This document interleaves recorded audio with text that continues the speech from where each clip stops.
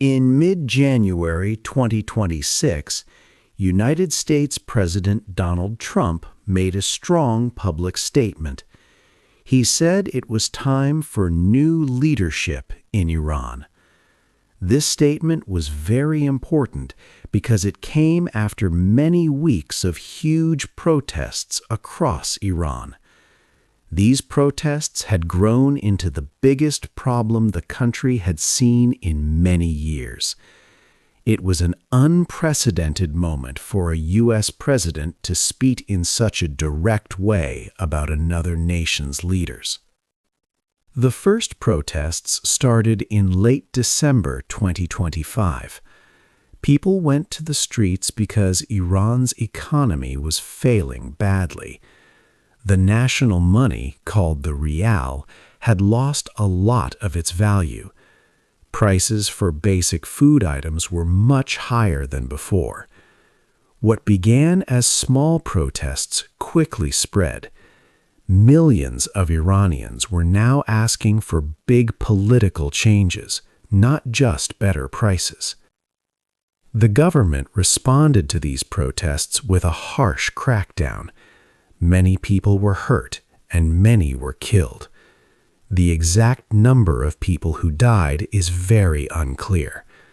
Some reports from human rights groups suggested hundreds of deaths. However, other reports, even from sources inside Iran, said the number could be as high as 12,000, 20,000, or even 30,000 people. This wide range of numbers made the situation even more frightening and uncertain. Reports spoke of security forces using heavy guns and hospitals being overwhelmed with injured people. President Trump's words showed how serious the situation was. His call for new leadership from the White House made clear that a superpower was watching and speaking about Iran's future. The Iranian people were crying out for a different life, ready to face danger in the streets. But now, a foreign leader's words added another layer of tension to their fight. This left many questions. How could a nation's economy collapse so completely? What pushed millions of people to stand against bullets and fight for a chance at a different future? The spark. Iran faced very bad economic times. The money, called the rial, became almost worthless. In late December, $1 was worth more than 1,400,000 rials. Just 1 year before, it was about 700,000 rials. This huge drop made everything much more expensive for ordinary people. Life became hard. Food prices went up by 72% compared to the year before. Families struggled to buy basic things. Iran had also fought a short war with Israel in June 2025. This conflict caused damage to cities and made the economy even weaker. In September 2025, the United Nations put sanctions on Iran again. These sanctions were about Iran's nuclear program. They stopped many countries from doing business with Iran. This made it very difficult for Iran to sell its oil and get money, hurting the country's economy even more. The government then made new rules in December. They changed how fuel was sold, introducing a new subsidy system. They also stopped good exchange rates for most things bought from other countries. These changes were the last straw for many people. They made prices rise quickly and hurt businesses. People felt desperate and angry. Their money had lost its value, and they could not afford food or fuel. The government's actions made their lives worse every day. The anger grew, like water about to boil over. With the economy in ruins and the people's anger boiling over, the government was faced with a choice: listen or fight.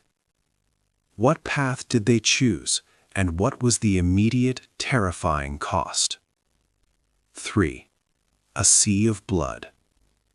The protests in Iran quickly turned into a very bloody crisis. The government reacted with extreme force. Reports about how many people died varied greatly, showing how difficult it was to get clear information.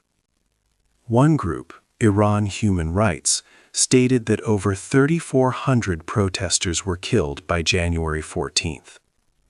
The human rights activists' news agency confirmed more than 3,000 deaths, mostly protesters. However, other sources presented much higher figures.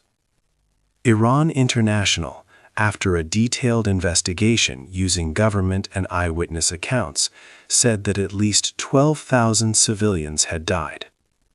CBS News, citing activist groups inside Iran, even reported that the death toll could reach 20,000.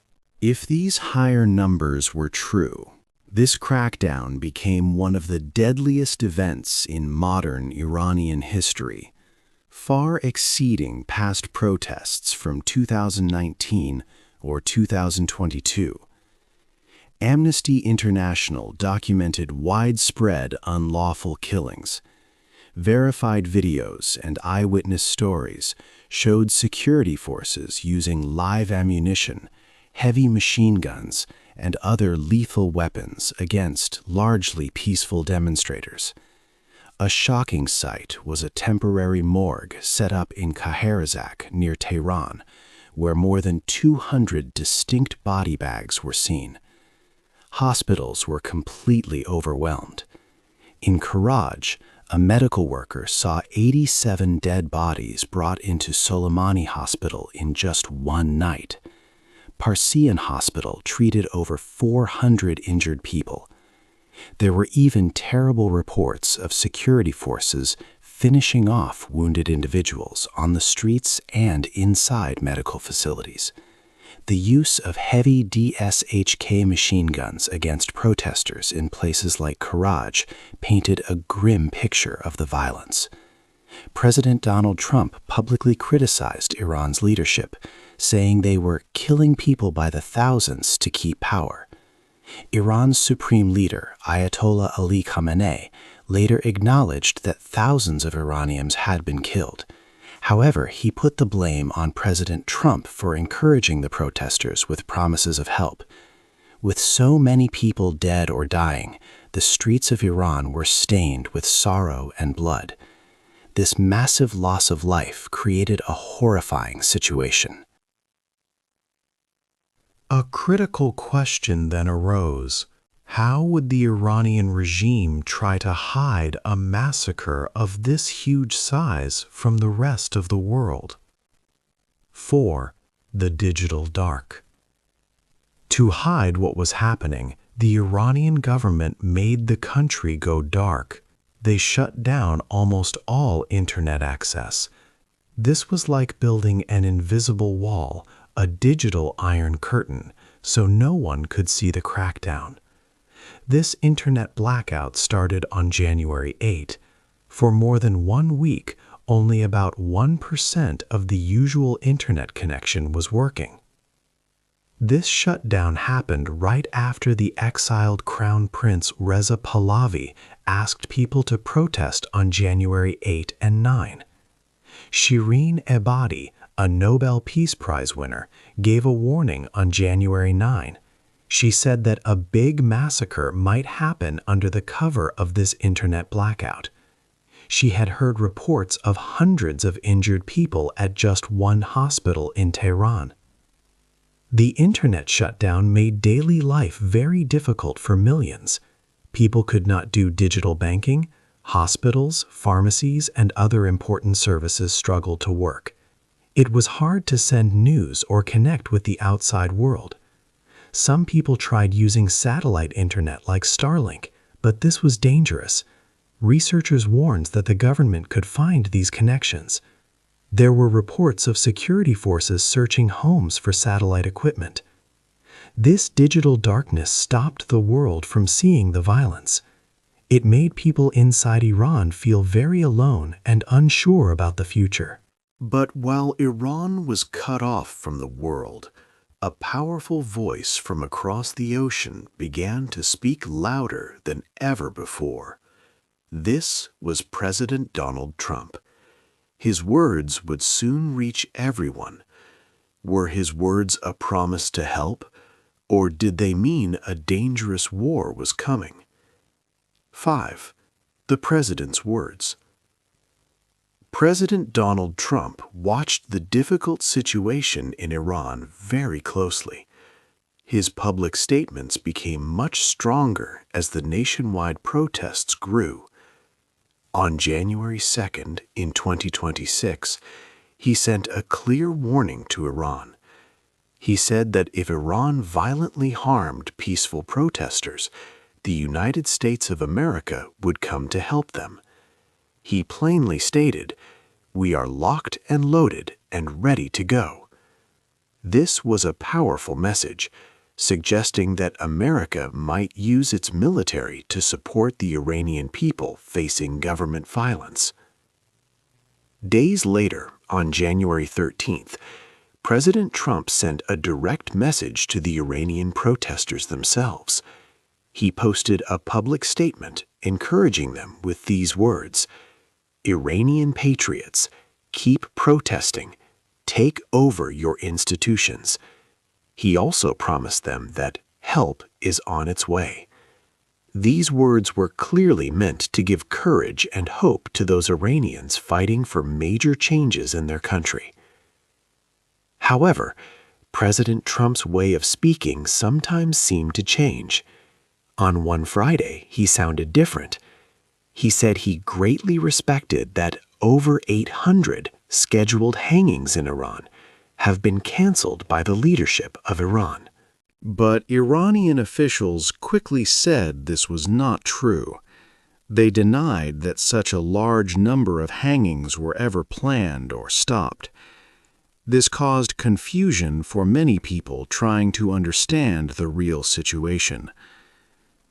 Beyond just words, the Trump administration also started taking real, practical steps. News reports from that time suggested that the Pentagon had shown President Trump different plans for possible military attacks. These plans included important facilities used in Iran's nuclear program and its missile sites. At the same time, a large U.S. Navy carrier strike group, led by the USS Abraham Lincoln, was moved closer towards the Middle East. This showed that military action was a very serious possibility and not just talk. President Trump also added economic pressure to his threats. On January 13th, he announced a new 25% tax, or tariff. This tariff would be placed on any country in the world that continued doing business with Iran. This was another way to try and force Iran's government to change its actions. Finally, on January 17th, President Trump made his most direct statement yet. He said it was time to look for new leadership in Iran. He openly criticized Iran's supreme leader, Ayatollah Ali Khamenei. Trump said Khamenei was guilty of the complete destruction of the country and the use of violence at levels never seen before. President Trump was making it very clear that America might intervene. But he did not say who should be Iran's new leader. He did not offer any clear alternative vision for Iran's future. Was there anyone who could present a plan for a new Iran? Soon, an exiled prince, a son of Iran's last king, was about to step onto the world stage with his own ideas. 6. The Lion and the Sun. Reza Pahlavi was the son of Iran's last king, the Shah. He was 65 years old and had lived outside Iran in the United States for over 40 years. Now he wanted to lead Iran again, but in a new way. He saw himself as a leader who could help Iran change after the protests. Pahlavi strongly supported the people protesting in Iran. He called for big protests on January 8 and 9. He often spoke on American television, asking the President Donald Trump administration to help. Pahlavi said about 12,000 people had died. He believed the current government would fall, but that outside help would speed it up. He had a clear plan for a new Iran. He wanted to create Cyrus Accords to make Iran friends with Israel and other Middle Eastern countries again. His plan also included letting the people vote on Iran's future government system. He said a new government would keep public workers who were not bad. However, President Trump was not ready to fully support Pahlavi. Trump said Pahlavi seemed very nice. Yet he added, "I don't know how he'd play within his own country." Trump wondered if Iranians would accept Pahlavi as their leader. This showed Trump was not sure about backing Pahlavi completely.